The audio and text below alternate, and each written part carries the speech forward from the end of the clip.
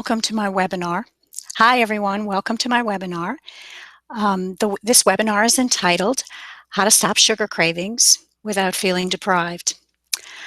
For those of you who don't know me, my name is Sherry Porter and I'm actually a nurse practitioner. I work in cardiology. I've been working in cardiology about 14 years. I see patients with heart diseases such as heart attacks and heart failure. I see patients with high blood pressure, high cholesterol, diabetes, lots of chronic health problems. I'm also a health coach. And as a health coach, I specialize primarily in helping people understand their risk for heart attack and stroke. And I try and help them reduce their risk of heart attack and stroke by making lifestyle changes. In my practice as a nurse practitioner, I prescribe a lot of medications and procedures. And what you need to know is these medications and procedures oftentimes can't cure chronic disease. Let me say that again because it's an important point. Medications and procedures often can't cure chronic health problems.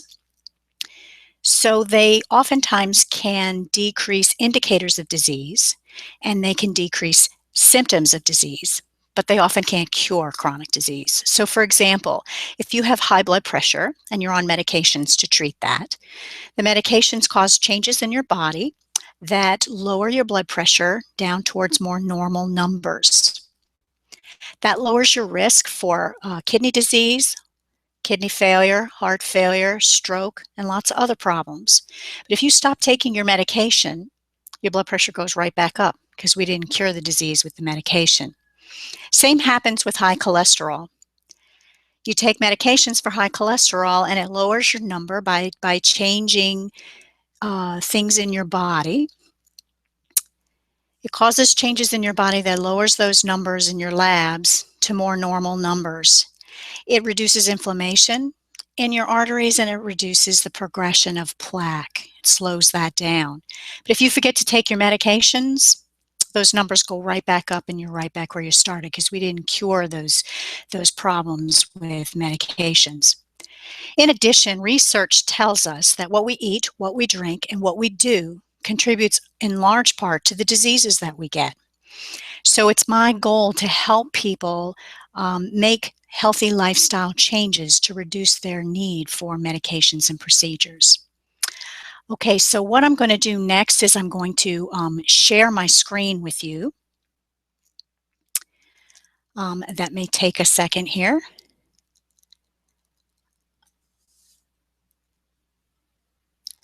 I'm going to show you my slides. There we go.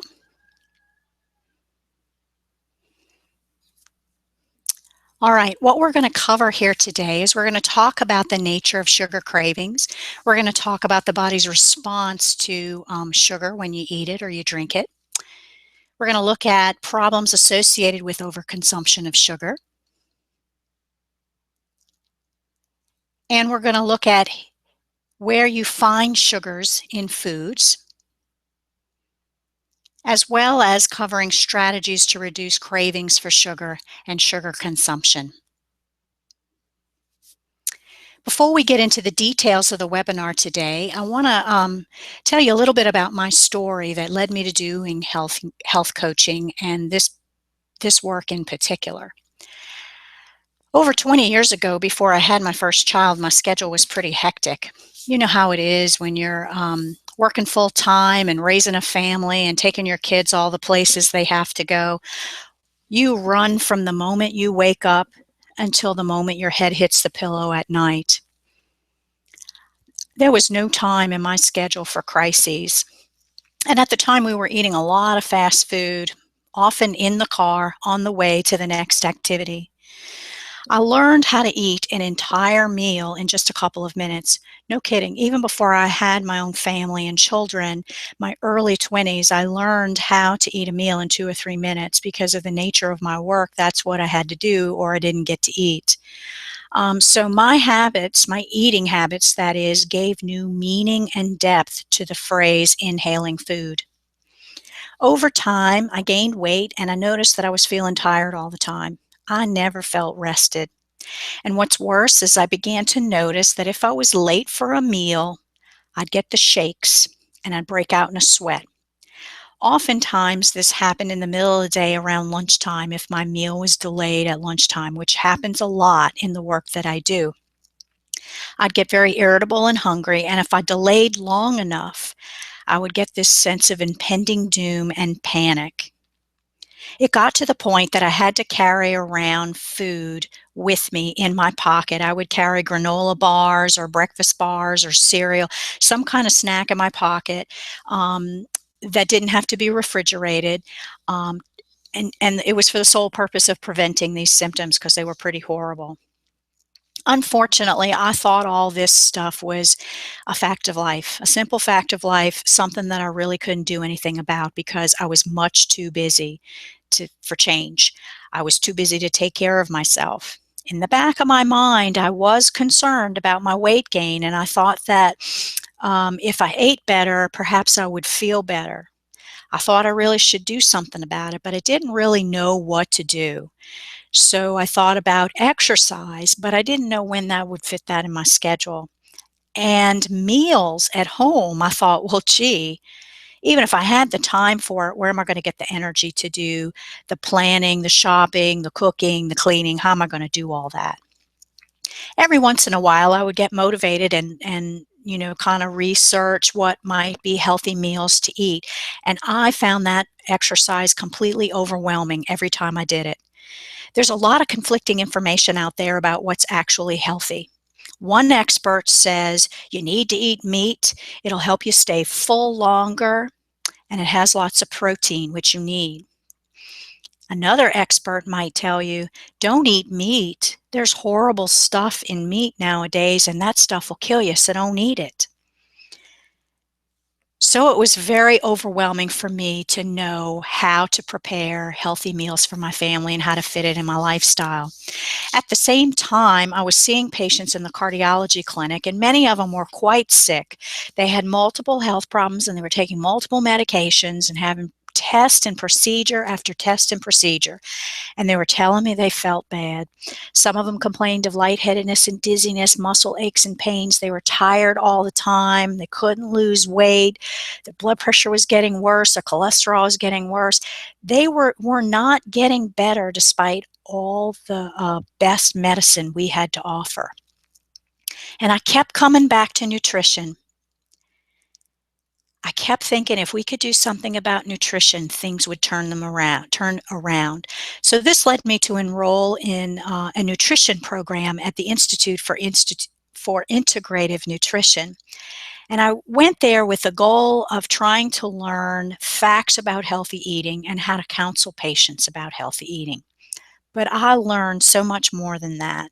I got a much more intimate understanding of how lifestyle choices play a major part in health and in illness. And I learned how to make positive changes and methods for making positive change. I began making small progressive changes in my own life. And those small and progressive changes helped me lose weight. I gained more energy, my thinking got more clear, and I totally eliminated those low blood sugar episodes that I was having all the time. When I began to see results in my own life, I started counseling patients in the clinic to make slow, progressive changes. And one of the biggest areas where I have witnessed change in patients is when they reduce sugars in their diet. This alone has contributed to weight loss, gains in energy, and reduced feeling poorly. They may have reduced their need for medications entirely, or we may have been able to even decrease some of their medications. You may or may not be aware, but heart disease is the #1 killer of adults in the United States, and this fact has been true for several decades despite advances in medicine and healthcare. One of the major contributors to heart disease and other chronic diseases like high blood pressure, high cholesterol, and diabetes is the overconsumption of sugar. So that's the focus of today's webinar. I want to begin by talking briefly about the history of sugar consumption. In the 1700s, the average person consumed about 4 pounds of sugar per year, and that amounts to about 1¼ teaspoons of sugar per person per day. This amount increased because we really like sugar. It's continued to increase. In the 1800s, we were consuming 18 pounds of sugar per person per year. And in the 1900s, we were consuming 90 pounds of sugar per person per year. And in the 2000s, those numbers have doubled. I've seen numbers as high as 180 pounds of sugar per person per year. And that amounts to a half a pound of sugar per person per day. So we're consuming in a couple of days what it took someone 300 years ago an entire year to consume.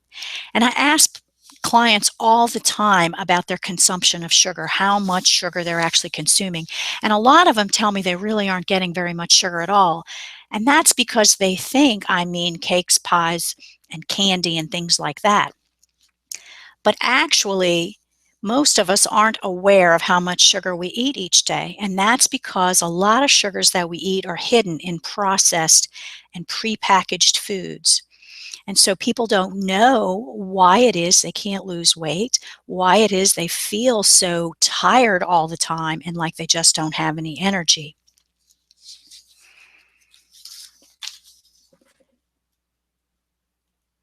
So I do a little exercise usually with people to talk about their relationship with food to help you understand that a little better. My favorite sweet is Bavarian cream donuts when I was growing up. And today, I would say my favorite sweet is cheesecake. And when I eat cheesecake, I mean, I love cheesecake. I can eat almost any kind. I feel really good. I feel like it's my own slice of heaven. I get a burst of energy. My thinking is sharper and I feel like I'm on top of the world. Then in about 20 to 30 minutes, I can clock it. I start to notice that I get sleepy, like I need a serious nap. I'm tired, I'm drowsy. I guess my family would say that I'm irritable and cranky. And I may even get hungry, even though I've just eaten.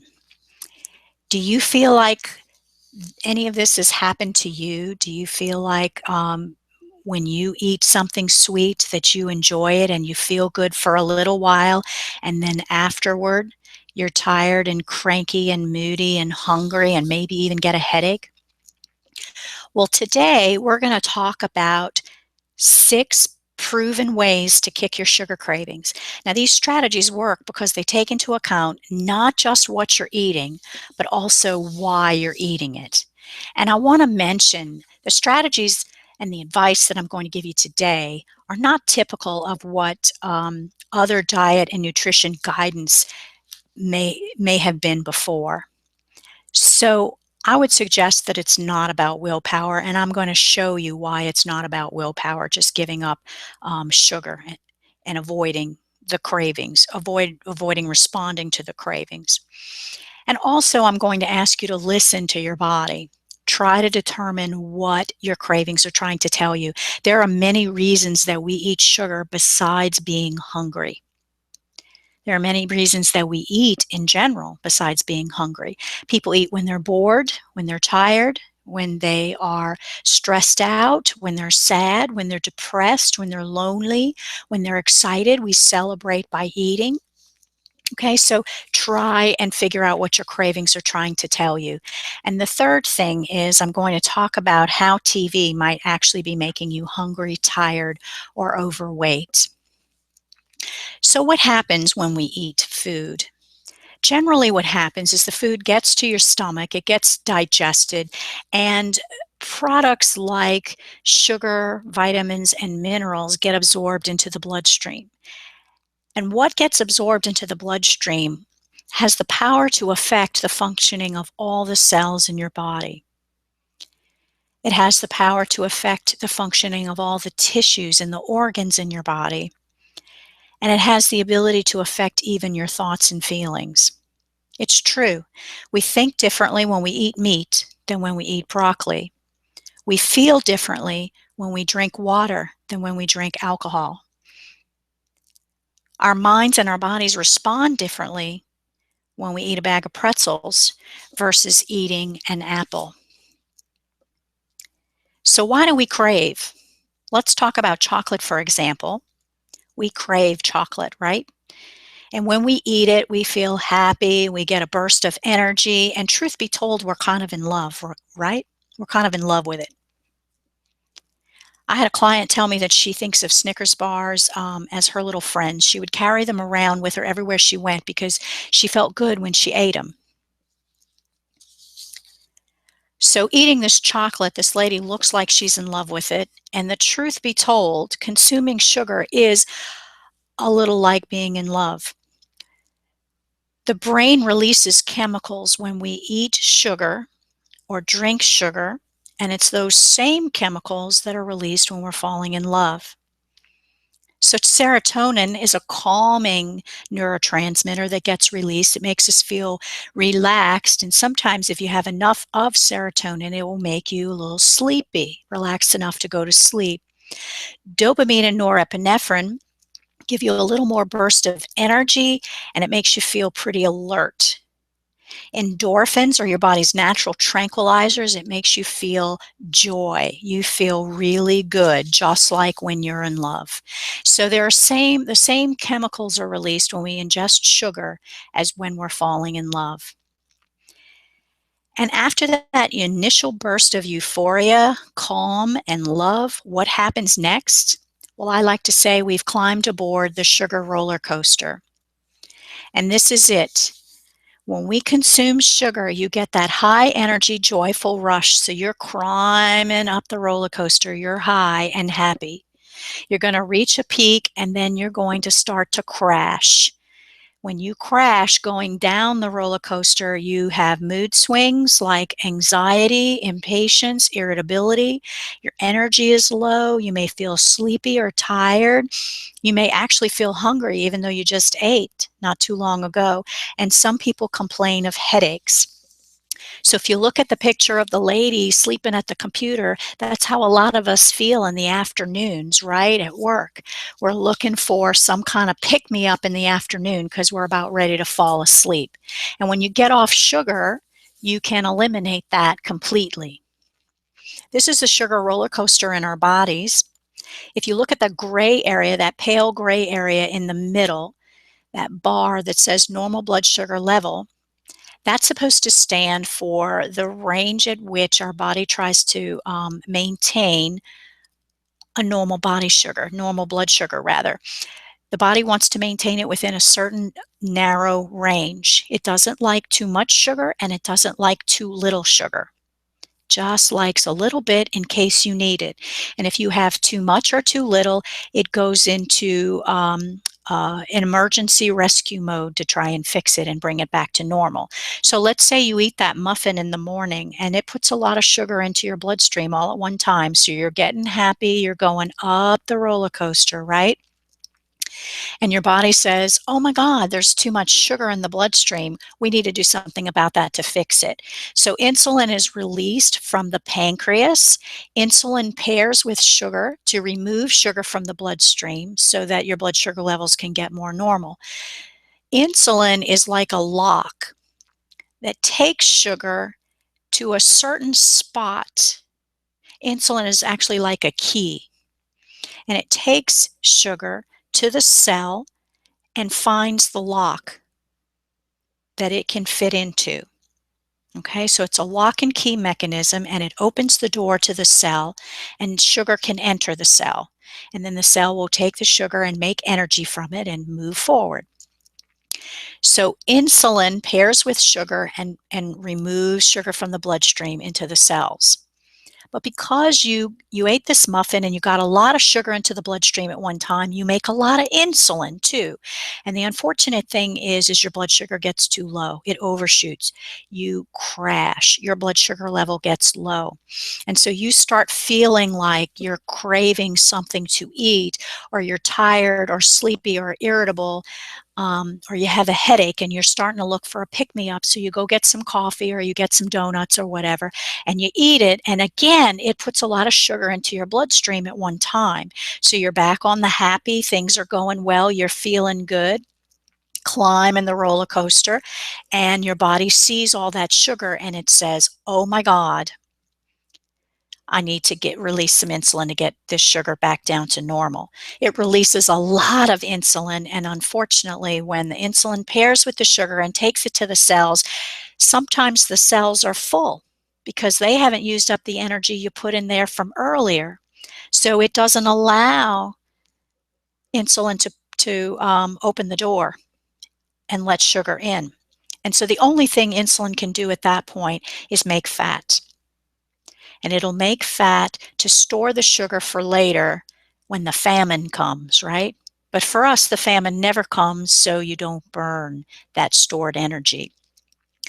In either case, your blood sugar plummets because insulin's done a very good job of removing sugar from your bloodstream, but it overshoots, and so your blood sugar gets low. And so in your afternoon crash, you're looking for some pick-me-up, and you find some cookies. And you can see this is a pattern, this up and down, up and down, up and down all day long, and it wreaks havoc on your body. It's exhausting for your body to live this way.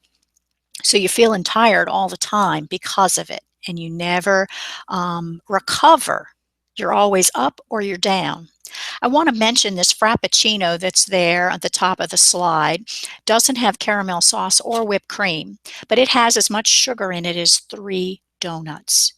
So it's time that you start learning what's in the food and the drinks that you are consuming, because it's a lot more sugar than you realize, and that's contributing to some of the health problems that you have. I want to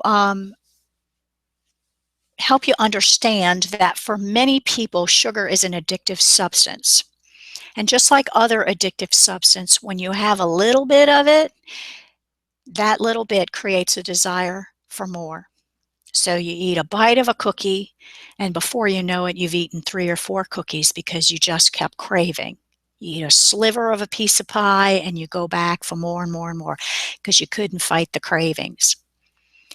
When you withdraw from sugar, like other addictive substance, some people have withdrawal symptoms, and these withdrawal symptoms are the exact same symptoms that you experience when you crash on the sugar roller coaster. So mood swings, cravings, sleepiness, fatigue, headache, those kinds of things.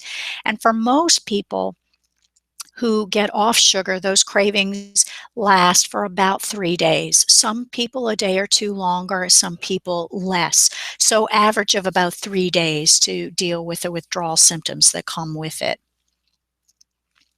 I just want to be clear, overconsumption of sugar is linked to a lot of health problems.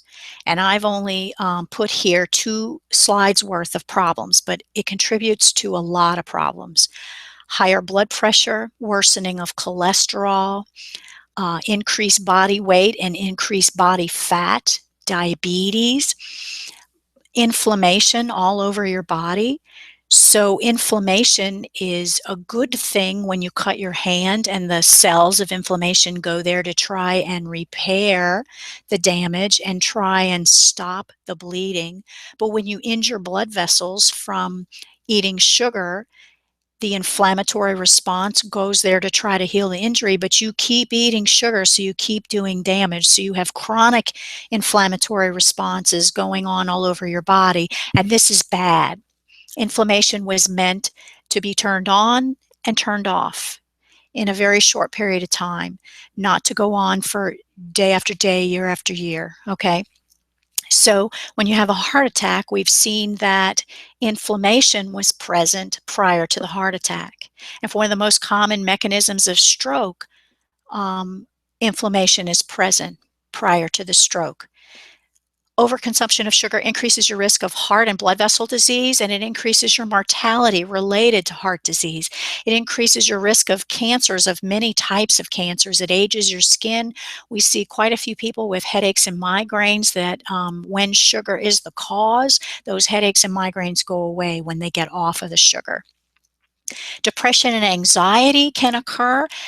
There's a complex interaction between the brain and sugar, and some people get very depressed and anxious on sugar.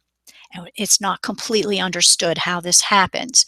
Alzheimer's disease, sleeping disorders, so trouble getting to sleep and staying asleep. And that's a problem because it makes this cycle of sugar cravings even worse. High sugar intake, it suppresses your immune system, so you may find you get sick more often with colds or flu or infections or even cancers. Sugar intake interferes with the absorption of vitamins and minerals, okay? Sugar rushes down there, knocks them out of the way, and gets into the bloodstream. So if you're eating a lot of junk food, like fast food, that doesn't really have a lot of vitamins and minerals, you're getting even less vitamins and minerals from the food by the time you couple that with sugar. Yeast infections. You can get yeast infections anywhere and everywhere in your body, and Candida yeast loves sugar. So you will crave sugar when you have a yeast infection, usually. Particularly yeast in the gut, you'll crave sugar because they love yeast. Hypoglycemia is the word for low blood sugar. Those are episodes that I used to have, and they're called hypoglycemia, and getting off sugar can actually improve that. So I hope I made a strong case here that sugar is not your friend, and the reason for that is because behind your back, it's doing damage inside your body where you can't see what's going on. I think if we could see inside our bodies what's going on when we eat and we drink and we sit for long periods of time, I think it would change the way we behave, because then we would know. But because it's hidden inside our bodies, you can't really see it till you get sick. So I'd like to challenge you to reframe your thinking toward believing everything that you put in your body either promotes health or disease. Next, I'm going to talk about some very common places where you find excess sugar. I'm going to begin with the major offenders, such as sodas and sweetened drinks. Now, most people know that Coke has some sugar in it, but did you really think about how much sugar that it has? This 12-ounce can of Coke has 10 3/4 teaspoons of sugar. 10 3/4 a teaspoon. If you were to make your own drink, your own tea and your own lemonade, you would sweeten it with perhaps 1 teaspoon, maybe 2 teaspoons of sugar by the glass. If you are a real sugar addict, you might do 3 or 4, but you would not put 10 3/4 teaspoons of sugar into a 12-ounce can or a 12-ounce cup of your drink. The 20-ounce bottle of Coke, which is what I see most often nowadays, has 16 1/2 teaspoons of sugar. 16 1/2 teaspoons. The 1-liter variety has 27 1/2 teaspoons of sugar. So since Coke has no nutritional value whatsoever, it has no vitamins, no minerals, nothing good for you in terms of fuel, it is liquid candy. There's really not a better thing to call it. Some people drink lemonade because they think lemonade's healthy, right? Well, this pre-packaged lemonade, the 8-ounce cup has 6 3/4 teaspoons of sugar. The 20-ounce bottle has 16 1/2 teaspoons of sugar. This is liquid candy. It has as much sugar as the Coke in it, and I would make your own lemonade. A lot of people are drinking sweet teas. That's been going on for a while, and the labels on the teas are getting they're appealing to your sense or knowledge of what's healthy. So you see the green tea there. A lot of people would think, well, that's healthy, right? It has 10 1/2 teaspoons of sugar in that bottle. And fruit teas are out there nowadays, which would make you think that must be healthy, right? Because it's got fruit in it. Well, the ones here have 11 teaspoons of sugar. This is going to make fat. It's going to put you on the sugar roller coaster, and it's going to wreak havoc on your body. Make your own tea. Some people drink juice because they think, well, juice is better than soda, right? And on some levels, you're correct. But when you juice something, you're removing the fiber from the fruit, and what's left is just the concentrated sugar. And the fiber is the substance that delays the absorption of the sugar so that it gets into the bloodstream just a little bit at a time, much more gradually. It doesn't spike your sugar the way that we see other things do, like Coke. But once you remove the fiber, all bets are off. So now the sugar can get to your bloodstream very quickly and put you on the sugar roller coaster. The other thing about this is one of the healthier varieties of apple juice in that there's no added sugar. Some companies take the concentrated sugar from the fruit and they add more sugar to it. So you have to be careful because you may be getting double the sugar or triple the sugar even. I say just eat the apple instead because it's got the fiber and the vitamins and minerals that you need and it doesn't have stuff you don't need. Orange juice is the same story. The fiber is removed, and so it can spike your blood sugar and you get on the sugar roller coaster when you drink this. So I say eat the orange instead.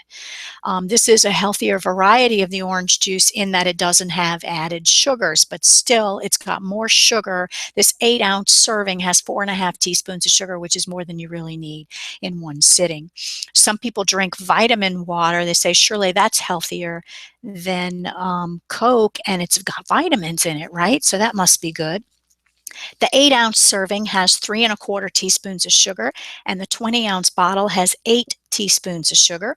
This is better than Coke or your sodas or your teas, but the average person still doesn't need this amount of sugar, and it can get into your bloodstream very quickly. Remember, there's no fiber in it to slow it down. So you can gain weight, and you're going to make fat out of that. There are many, many food items and condiments in the stores that have added sugar in them.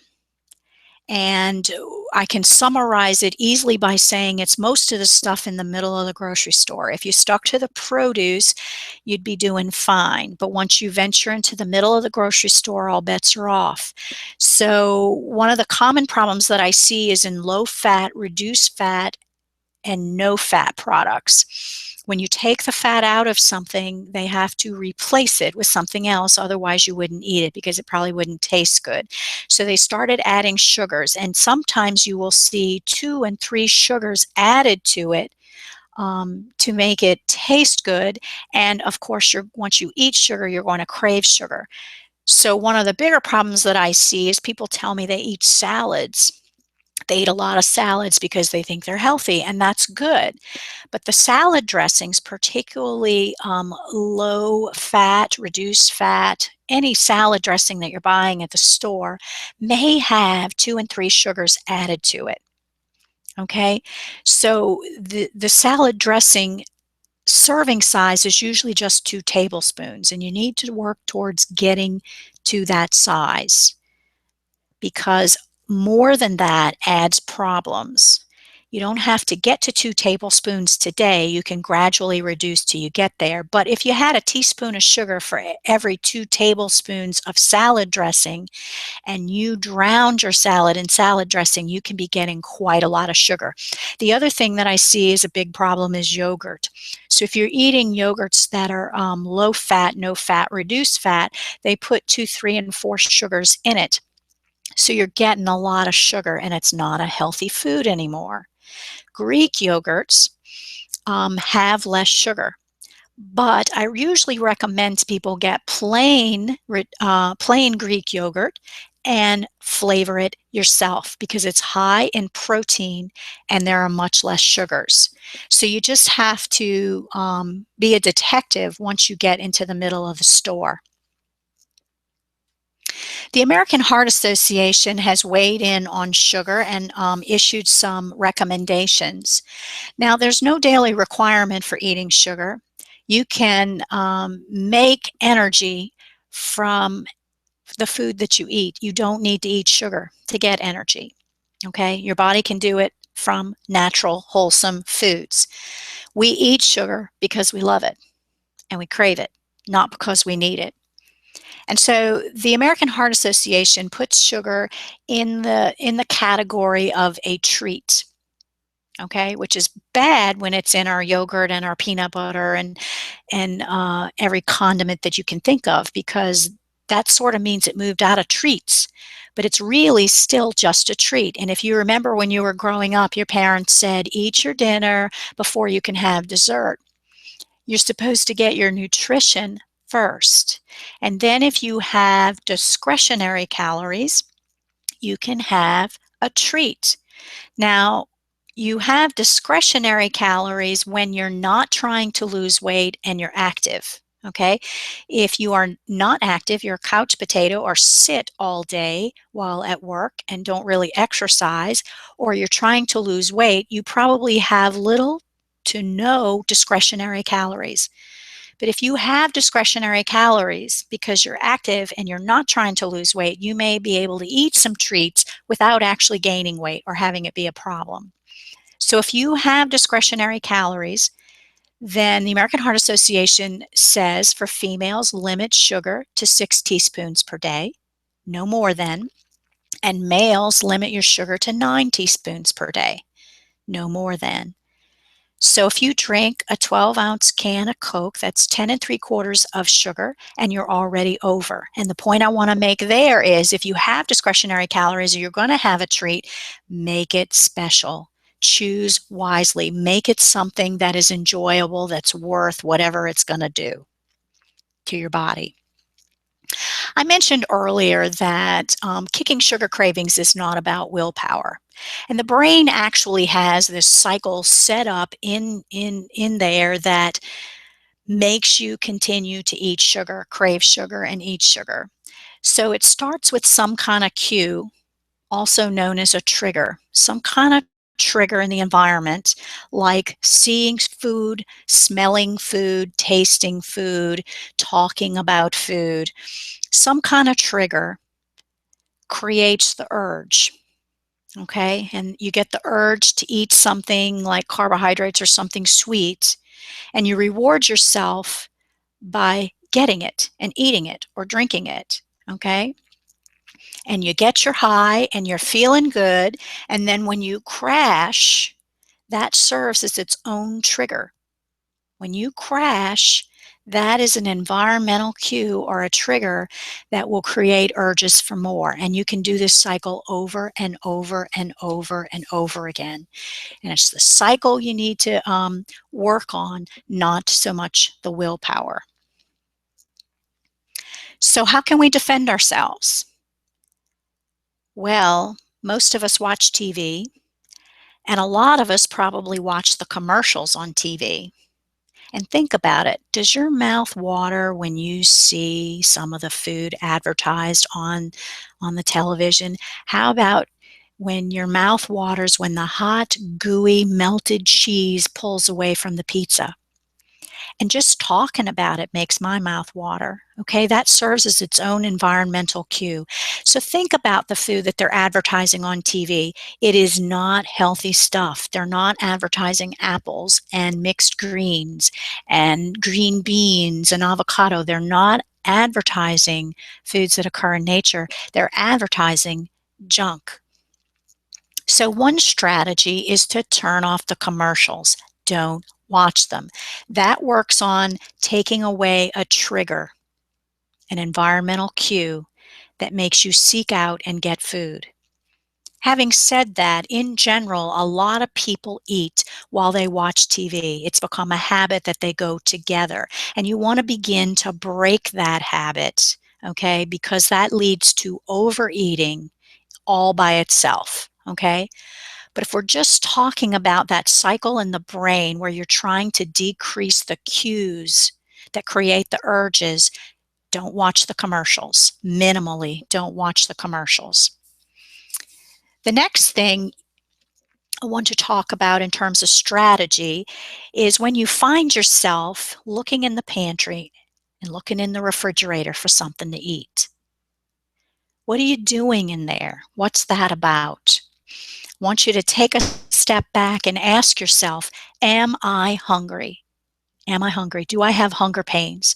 And if the answer is no, then start to ask yourself, well, what is it that I want? What is it that I'm feeling? What could these cravings be about? Am I bored? Am I stressed out? Am I happy? You know, some people, when they're excited, they celebrate by eating. Am I angry, sad, lonely? Am I just getting ready to watch TV, so food goes with TV? Explore what that's about, why you're digging in the pantry and why you're digging in the refrigerator. Because the correct intervention for boredom is not eating. And we all know that. So we just have to take a step back. The intervention here in terms of working on that cycle in the brain is not to bring junk food into your house, not to have it in your purse, not to have it in your desk at work, not to have it in your car. Don't put it in your shopping cart. Don't bring it in your environment, because when you're looking in the pantry and you're looking in the refrigerator and you decide you're going to eat something, you're not likely to get in your car to go to the store to get cookies or a brownie. You're more likely to eat what you have there or not eat. So just don't bring it in the house. That's the next strategy. The third strategy has to do with getting a good night's sleep. So the average person needs 7 to 9 hours of sleep, and a lot of people aren't getting that.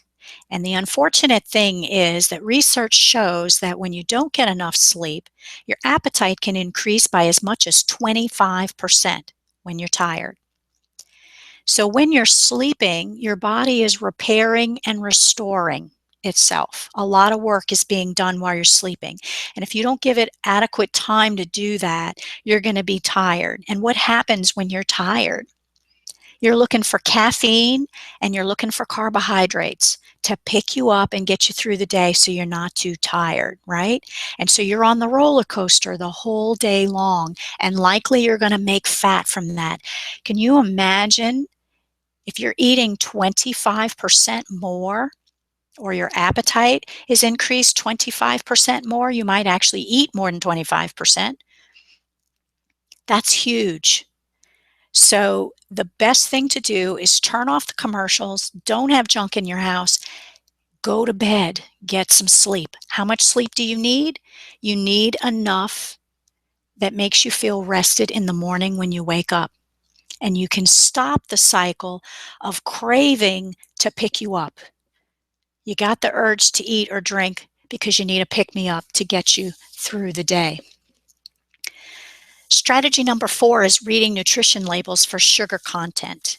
So I discourage people to look at the front of boxes, because the front of the boxes are ads. They are generated with words and pictures. They're created to make you buy impulsively, not to tell you what's healthy. They're going to have words on there that make you think they're healthy, but it's an ad. So ignore the front of the box and look at the nutrition facts on the side or the back of the box, and look at the ingredients list. On the nutrition facts, we see under the words nutrition facts, you see the serving size there is 1 cup. And if you scroll down, you're looking for total carbohydrates, which says 48 grams. And then lower than that, the sugars, it says sugars 18 grams. If you want to know how many teaspoons of sugar that is, you divide the number of grams by 4. So 18 divided by 4 is 4.5. So 1 cup of Raisin Bran has 4.5 teaspoons of sugar. A lot of my clients aren't eating 1 cup of Raisin Bran. They're eating 2, let's say. So if you have 2 cups of Raisin Bran, that's 9 teaspoons of sugar, right? 18 and 18 is 36 grams divided by 4 is 9 teaspoons of sugar. And you haven't added milk, which has its own sugar. That's too much sugar for you to be eating at one time. It's going to put you on the sugar roller coaster. Now, eating it with milk will delay some of the absorption of sugar because it's a fat. But if you're eating no fat milk, you may actually absorb a lot of this sugar very, very quickly and put you on the sugar roller coaster. And within 30 minutes to an hour, you're going to be hungry. Okay, when you look at the ingredients list, what you're looking for is how many times sugar is listed. Okay, do they have a lot of sugar? So the ingredients list are listed in order of quantity. So whole wheat is the predominant ingredient, and then it decreases as the list goes on. Okay, so you look at whole wheat, that's good. Raisins, that sounds good. Wheat bran, that sounds healthy. Then we have sugar, brown sugar syrup, salt, malt, flavoring. Okay, so the words that are highlighted in red are sugars. There are 3 sugars listed in this package. Raisin Bran used to have high fructose corn syrup. They took it out because of all the bad press with high fructose corn syrup, but it still has 3 sugars in it, and we don't know how much of each is added. So the truth might be that if we added all the sugars together, that might actually be the predominant ingredient in Raisin Bran. So my take-home message is this: if sugar is listed as one of the first 3 ingredients on the package, put it back on the shelf and find something else. You want sugar to be far down the list, and you don't want the list to be long, okay? If it's listed in the first 3 ingredients, put it back on the shelf. Find a better choice. If sugar is listed multiple times under different names, you also want to put it back on the shelf. Find something else. If there are names on the list that you can't pronounce and you don't know what they are, it might be a new sweetener, because they're adding new sweeteners all the time. It might be some other chemical that you shouldn't have. So put it back on the shelf and find something else. Okay? So in reading labels, this is in the ingredients list, these are other names for sugar. Now, I actually have a list for you that I'm going to put in the chat window. It's called Other Names for Sugar. I'm just putting that there now. When you click on the link that says Get My Copy, it should take you to a name of the document called Other Names for Sugar, and you can download it and print it. Okay, and what I tell clients to do with this is take a picture of it with your phone so it's with you at all times, and when you're at the grocery store, see how many sugars something has. If it has more than one, put it back on the shelf, don't get it, because it's too much sugar. Okay, words that end in OSE are sugars. High fructose corn syrup and sweeteners that are high fructose should be avoided because they are digested differently than other sweeteners, other glucose type sweeteners. Fructose will make your triglycerides go up and your good cholesterol go down. It will also create more fat, so just avoid it altogether. You should be able to get that list. As I said, just click on the link there and it should take you to the document where you can download it and print it. These are a list of natural sweeteners. And people ask me all the time, well, what do you use? Well, the first thing I try to do is use fruit. Okay, and if fruit isn't going to get it because it needs something a little sweeter than that, I might try a small amount of raw honey or a small amount of maple syrup or unsulfured molasses. Having said that, just because a sweetener is natural does not mean it doesn't put you on the sugar roller coaster. Okay, you want to use small amounts of sugar. Our taste buds are used to high amounts of sugar, and they can adjust to a lower amount of sugar. They absolutely can. Agave syrup, what's on the shelf, is not natural. It's processed. And unfortunately, it has high fructose, probably the highest fructose sweetener on the market today. So I tell people stay away from it because it's going to make fat and it's going to aggravate your cholesterol. Stevia, what's on the shelf, the powdered form, is coupled with dextrose or maltodextrin. Those are sweeteners, but they don't add them as sweeteners. They add them to stevia as a bulking agent. And for whatever reason, they don't have to record that in the number of grams of sugar because they added it in as a bulking agent, not a sweetener. So the grams of sugar that you see on labels are probably underestimated. They're not overestimated, but they're probably underestimated. So the point here is look at it, see is it more sugar than you should be having, and move on. Okay, stevia, I don't like the taste of it. It's got kind of a bitter aftertaste, but just know that you're getting some sweetener with the dextrose and the maltodextrin in it. So the best sugar alternatives are fruits and your sweet vegetables. So if you have a craving for something sweet, you might want to try a piece of fruit or some sweet vegetables like carrots. That usually will take care of the problem right there. I use a tactic, a strategy with my clients called crowding it out. And so when they have a craving for sweets, I tell them, don't tell yourself you can't have it. What I prefer you do instead is ask yourself, am I hungry? Do I have hunger pains? And if the answer is yes, then eat something healthy first, which means you have to bring healthy foods into your house, into your work area. Okay, you have to bring healthy foods with you to work. Eat that first. A lot of times that will take care of the sugar cravings. And if it doesn't, then you can have the sweet. Okay, but eat something healthy first.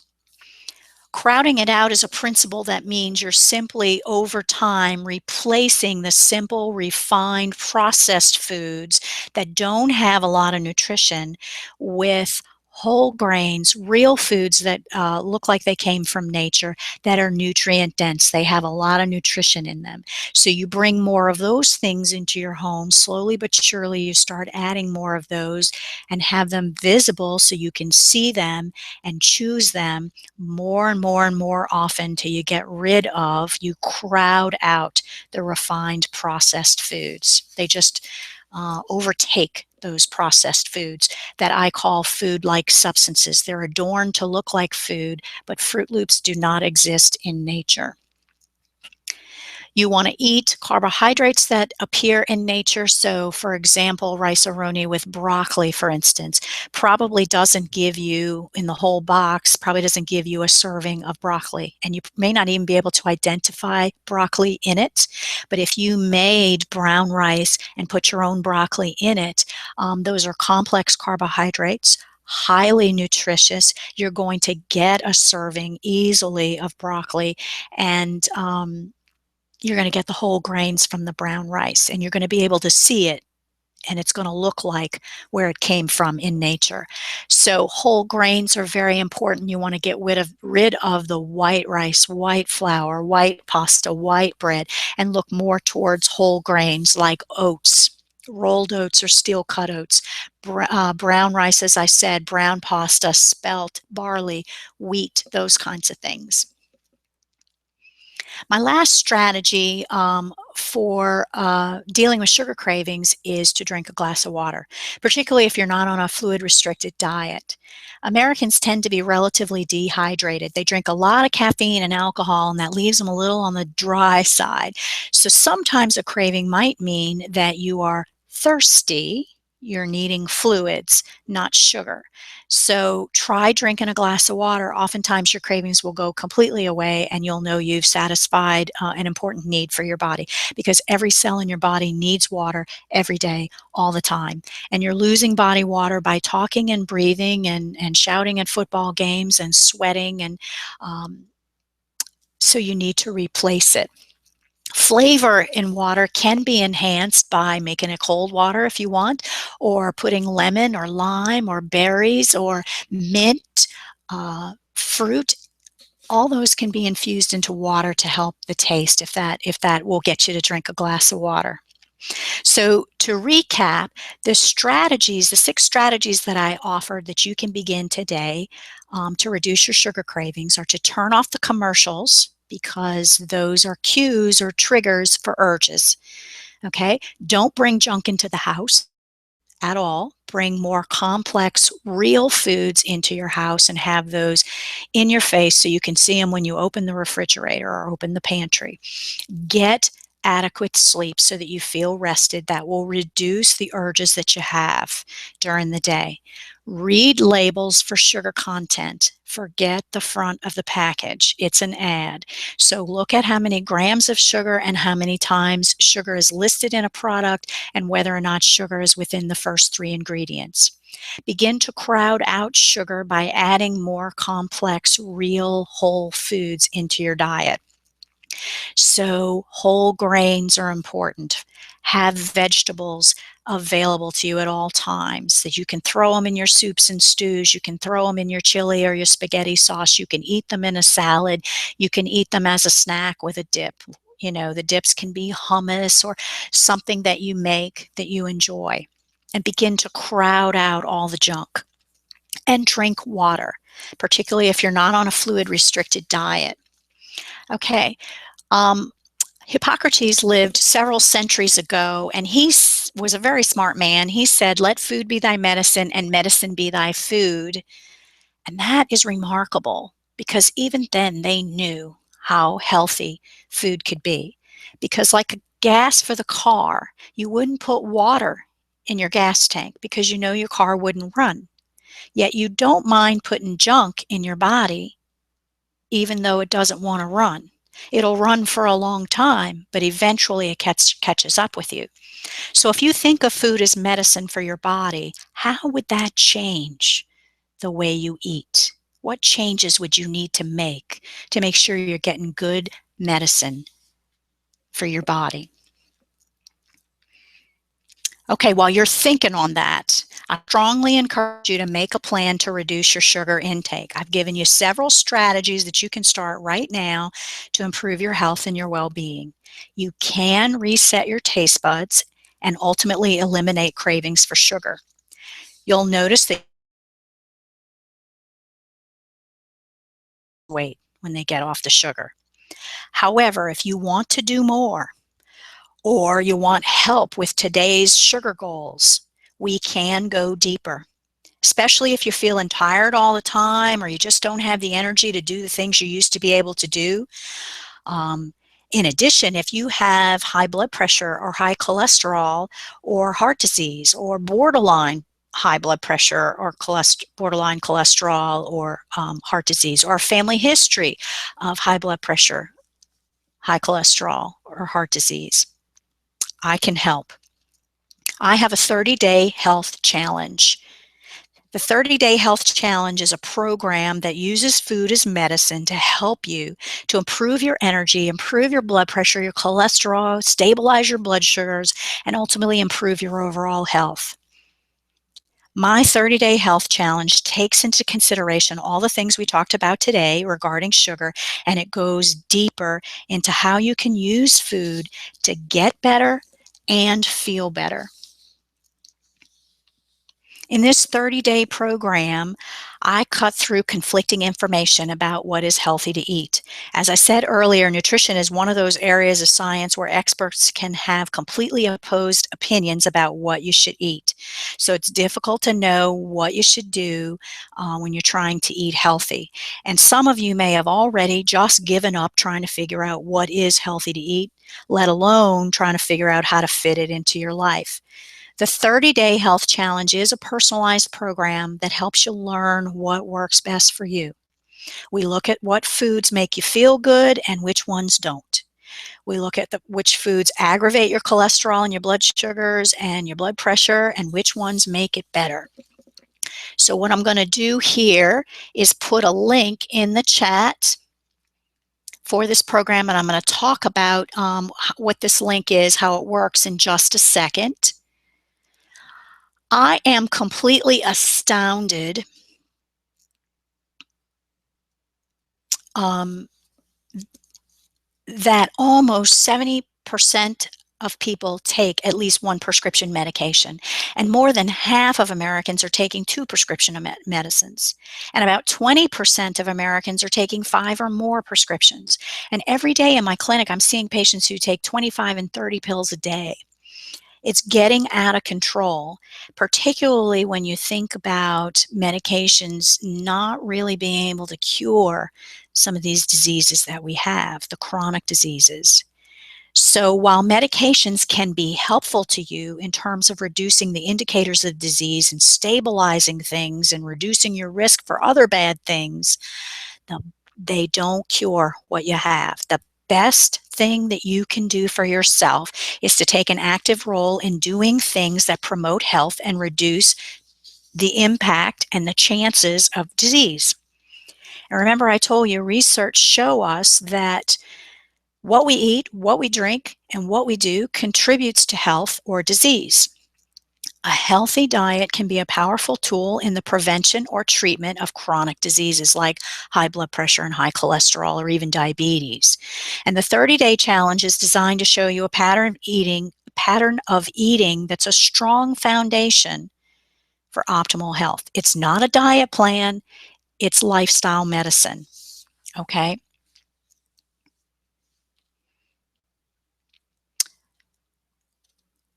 Let me just tell you how this link works. When you click into this link, it should take you to PayPal. And I'm going to show you a little bit about what that means in just a minute. But after you're finished PayPal, it's very important that you be redirected to a registration page. Okay, so it should take you to a registration page where you put your email and your name, and then you're registered for all 4 classes. Okay. This is a lifestyle medicine course. It begins right off the bat by helping you understand your risk for heart disease. You figure out how high your risk is, and then we work step by step trying to decrease your risk, okay? You progress at your own pace in your own comfort zone. Um, Slow, progressive changes are the best way to go because you can build healthy habits that'll last you a lifetime. You don't usually feel deprived doing it that way. The bottom line is the 30-day health challenge gives you the tools to help you take care of you. It is a group program that meets once a week on a webinar like this one in the comfort of your own space for 4 weeks. If you can't make the live webinar, replays are going to be available. It progresses each week, and I'll walk you through it step by step. And for the people who register for the program, you'll be invited to a private Facebook group. The private Facebook group is only the people in this program, so there aren't going to be other people there. And I find that group members can offer support, inspiration, and ideas and solutions for each other in a group setting. And this is a good way to help each other. And once you get on that Facebook group, if you want to stay on it forever, you can. Today, I am offering a discount for the program. It is $49 to do the 4-week program, and you get everything that you need in that program. I want to help you figure out how to make healthy changes in your life without working overtime or depriving yourself to make it happen. So when you click on that link, as I said, it should take you to PayPal. None of your private information is shared with me. It's a secure site. But again, after you finish with PayPal, it should redirect you to a registration site so that you can register for the program. So paying for it doesn't register you for the program. If it doesn't, then send me a message to let me know that it did not redirect you to register. I want to thank you all for joining me today. I sincerely hope that you found information that you can put to use today, right now. I'm also hoping that you'll join me in the 30-day health challenge. It provides important information and tools that are going to help you forever. Even if you have lapses where you make a choice to do unhealthy things for a while or for a moment, you're going to have tools that will help you get back on track and move forward. This is not a diet plan. This is lifestyle medicine. It is a way of living. So I hope you enjoyed this webinar as much as I enjoyed doing it for you. Take great care of yourself and have a great evening.